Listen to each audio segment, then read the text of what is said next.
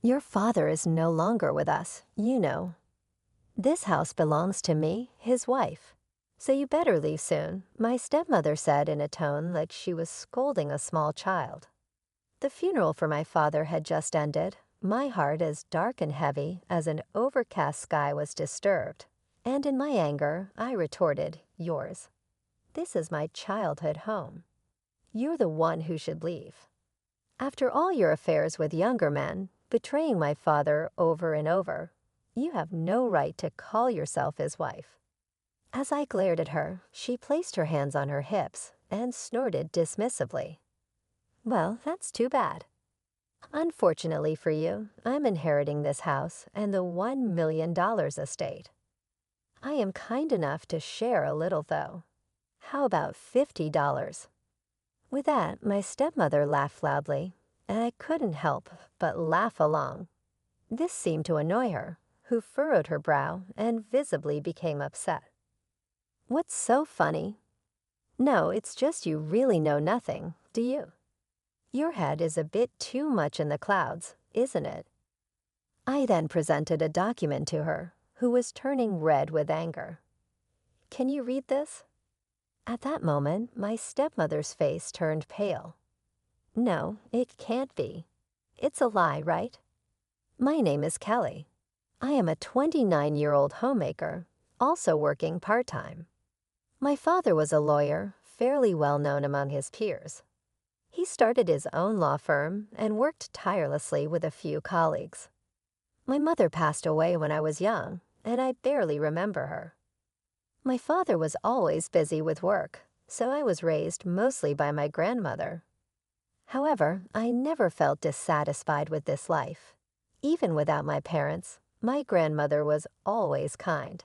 And I was fortunate in my other relationships as well, supported by many. I grew up smoothly and graduated from high school without trouble. But as I began to enjoy my university life, a shadow fell over my seemingly perfect existence. A new mother appeared in our family, which had always been just my father and me. This lady will be your mother from today. Try to get along. The woman suddenly introduced to me was clad in designer brands from head to toe. Nice to meet you, Kelly. You can call me Mom, and we can go shopping together. While she seemed like a bright and beautiful person, someone I might have gotten along with as a neighbor, living with her as a mother was a different story. In conclusion, our personalities did not mesh well. I'm more of an indoor person, preferring to relax at home with a coffee on days off. On the other hand, my stepmother couldn't sit still, always going out shopping or to drinking parties. I didn't exactly dislike her, but we tended to avoid each other. But that wasn't the real problem. What came later was much more significant. After graduating from university, I was hired as an office worker at a general company. My workplace was about a 20-minute train ride from home, so I planned to commute from my parents' house for the time being. My relationship with my stepmother continued as usual, without any attacks or harassment, so I decided not to move out immediately. Anyway, about 6 months after joining the company, I attended a social gathering organized by my colleagues. I'm not good with alcohol, so I wasn't enthusiastic. But I couldn't miss the drinking party as almost all my coworkers were going.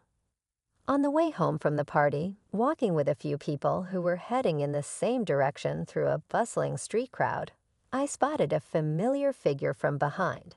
It was my stepmother. While thinking that this was where she was hanging out, I inadvertently looked next to her and noticed an unfamiliar young man walking alongside her. If they were merely walking next to each other, I could have believed they were just friends despite the age difference. However, shockingly, she had her arm entwined with the young man's arm. The unmistakably intimate atmosphere made me involuntarily catch my breath. A colleague walking next to me asked, "What's wrong?" All I could do was laugh it off, unable to tell a colleague who I had only known for a few months that my stepmother might be cheating with a young man. So I made up an excuse about having somewhere to be and sent my colleagues home first, deciding to follow my stepmother.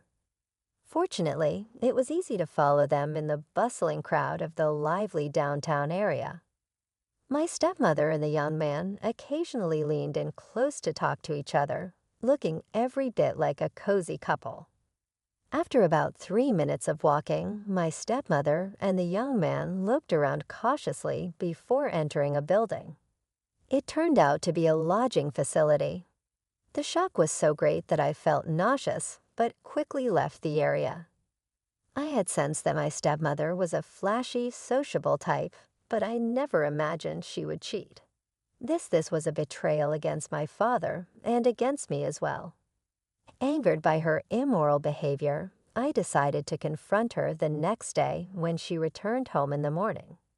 As if nothing had happened, she said sarcastically, slightly drunk from a night of drinking, "I saw you were arm in arm with a young man entering a short-stay hotel." Try making an excuse for that, caught off guard by my directness. My stepmother froze with her mouth open, but quickly managed a smile. Are you sure that was really me? You didn't see me from the front, right? Maybe it was someone who looks like me." She was implicitly challenging me to produce proof. That put me in a difficult position because I didn't have any evidence, even though I saw it with my own eyes. She could easily dodge the issue like this. "You're too naive, Kelly dear. Maybe it's because you're from a good family. You want to drive me out of the house, but that's too bad. Come back when you can prove it." With that, she lifted her chin triumphantly and looked down at me. Frustrated, I decided to prove her infidelity. I spent all the money I could on a private investigator who, after a week, confirmed my suspicions. Astonishingly, it turned out that she was cheating with 3 different men at the same time, all of them young. Now, armed with this information, I went to my father. He had always been busy since my childhood. "Dad, it's about Mom," I said. My father glanced at me briefly before returning his gaze to the documents in front of him. "I'm busy now. Talk later. And it's Mom, not the woman. I don't care about that she's cheating." I was cut off as my father's smartphone rang. He answered it without excusing himself. It was always like this, neglected by a father too busy with his work. It might sound immature for someone over 20, but it wasn't fair. What was I getting so heated about? What was I even expecting? It all seemed so foolish. Disillusioned, I decided to move out on my own, distancing myself physically from my father and stepmother. Living on my own for the first time was chaotic and challenging, but life was more comfortable without my indifferent father and my reckless stepmother. Years later, I started dating a senior colleague at work, and we eventually got married. After discussing it, we decided not to have a wedding ceremony. If I had a wedding ceremony, I would have to face my father and stepmother. I just couldn't accept that. Instead, I wore a wedding dress and sent only my father a photo of it. After that, the life of just my husband and me began. We were happiest planning our future life together, like building a house once we saved a bit more money or thinking about having children soon. In the years since I started living alone, I rarely heard from my father, so it was a shock when his name appeared on my smartphone screen that day. "Hello, what do you want now?" The voice that came through the phone was of a man I didn't recognize. He introduced himself as one of my father's colleagues and said that my father had suddenly collapsed at work and was taken to the hospital. I was on a break at work, so I explained the situation to my boss and immediately took a taxi to the hospital where my father was taken. When I arrived at the hospital, there was a man in a suit standing at the entrance. It seemed he had come to meet me. He led me to a hospital room where my father lay in bed, looking pale, with various tubes connected to him and not moving at all. "Dad," I involuntarily sat down beside the bed, and my father's colleague offered me a chair and said, We can't reach his wife. It seemed he had tried to contact my stepmother at the same time as me, but couldn't get through, no matter how many times he called. Such bad timing in an emergency. My father's colleague said he would try to contact her again, but I couldn't trouble him further. Reluctantly, I decided to call my stepmother from my smartphone. I tried calling, but she didn't answer. 10 minutes later, I called again with the same result. About 30 minutes later, my stepmother finally called back. "What do you want? It's troublesome to receive so many calls." "I have my own things to deal with," she grumbled. I finally got through. "Actually, Dad has collapsed and is now at the hospital. It's the big hospital in front of the station. When can you come?" As I relayed this with restrained irritation, my stepmother groaned. Then, in an unnaturally cheerful voice, she said, "Well, I can't make it. I'm really busy. So I'll leave everything about him to you, Kelly. Call me if something happens. Bye-bye." Before I could reply, my stepmother had already hung up unilaterally. I tried to call back immediately, but couldn't get through. She might have turned off her phone. I had thought that even a woman who cheated would come to the hospital if her husband collapsed, but I was too optimistic. "Leave everything to you," as she said. My stepmother did not come to visit, let alone care for him during that time. I took care of hospital admissions, daily care, and paperwork using up my paid leave. Although my father and I had been estranged for years, I was still worried about him in this situation. I did everything I could, hoping he would wake up soon. As I visited the hospital daily, but that wish was not fulfilled. Eventually, my father never woke up and passed away. Then things were so hectic, I barely remember them, and I had no time to mourn. I had to contact lawyers and acquaintances from the law firm my father had started, arrange for the funeral, and there was a lot to do. The people from my father's office helped with contacting relevant parties, which was a relief. But my stepmother did nothing as she had said, and only showed up on the day of the funeral.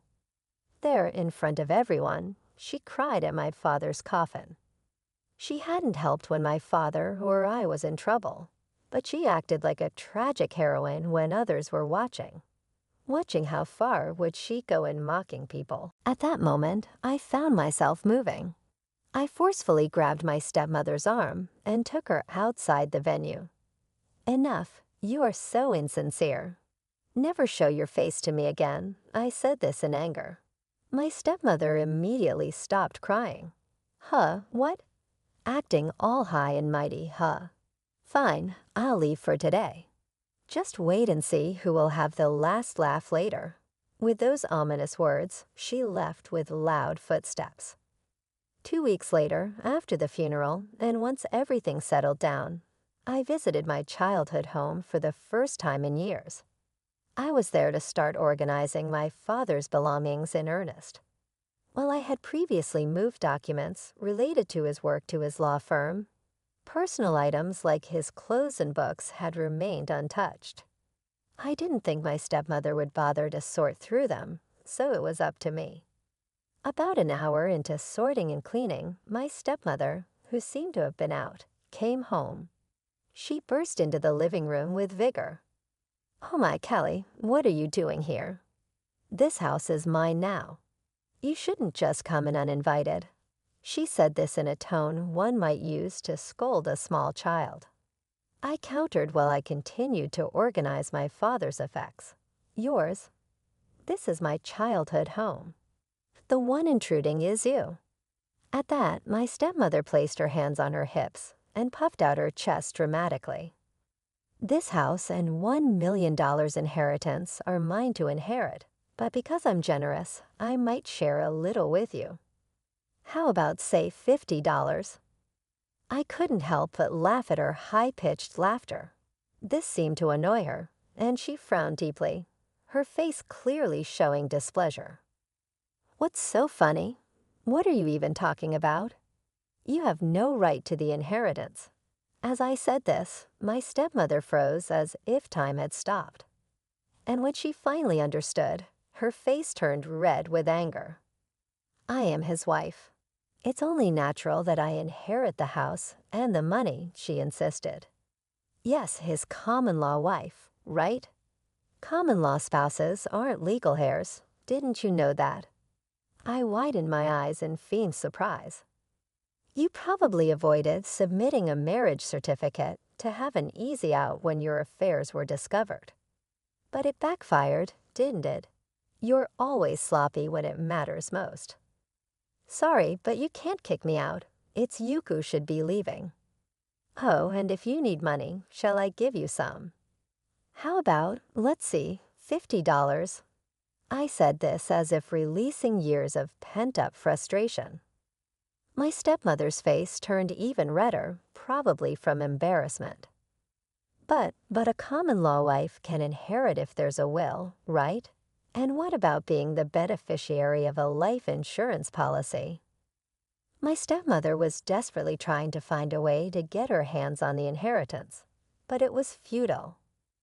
I am the beneficiary of the life insurance, and there was no will. He passed away suddenly, and I think survivor's pension might be difficult too.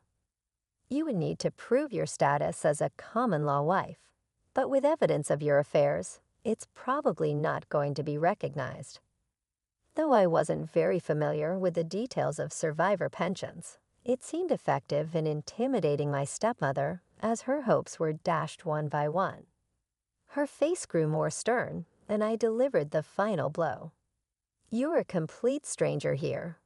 Pack your things and leave, or I'll call the police, I stated firmly. My stepmother bit her lower lip in frustration, hurriedly packed her clothes into a suitcase, and stormed out of the house. Rumors of what happened to her reached me later. Having relied on my father's income, she hadn't worked for years. Therefore, she couldn't find a full-time job now and was living a day-to-day life doing odd jobs. However, her selfish nature didn't change, and she soon tried to approach old acquaintances for support. But none of them were willing to take her in. Who was lacking money and no longer possessing the beauty of her youth? Then my stepmother took an outrageous step. She appeared before my husband claiming, I am more beautiful and appealing as a woman than Kelly. It seemed she wanted to orchestrate a scenario where I would witness this and think it was an affair. But naturally, my husband refused her advances. Frustrated at not getting money, my stepmother tried to wreck my family, which only made her seem pitiful. Later, I swiftly called the police, and my stepmother received a stern warning. Hopefully, she learned her lesson from this incident. Incidentally, when I was sorting through my father's belongings, I found something curious. It was his diary. Though it might be wrong to read someone's diary, even if they have passed away, I was too curious about his thoughts and read a little. The entries were full of words of concern for my health and future prospects. Is Kelly eating properly? Is she not suffering too much at her job? Were some of the lines written? It appeared that my father had worked so hard because he wanted to ensure I wouldn't struggle financially in the future. Tucked in the diary was a photo. It showed my young father, my biological mother, and me, all smiling. I was in my mother's arms, and my father was hugging her shoulder. Seeing that photo, I finally felt it. I was loved by my parents. There was another photo in the diary, a recent one of my father and my stepmother. While I didn't understand why my father maintained a common-law relationship with my stepmother, it seemed he cared about her in his way. Unfortunately, that feeling was not reciprocated by her. I resolved to become someone who could not only receive love, but also understand it. Then, to my joy, I found out I was pregnant. We recently visited the hospital, and it seems the baby is developing well. Looking ahead to when our child grows up, my husband and I decided to live in the house my father left us. Our current rented apartment doesn't have enough space for a child's room. We've decided to spend money for our child's sake. Everything is for the sake of our forthcoming child. Just as my parents loved me, I will love this child. I made that promise to myself.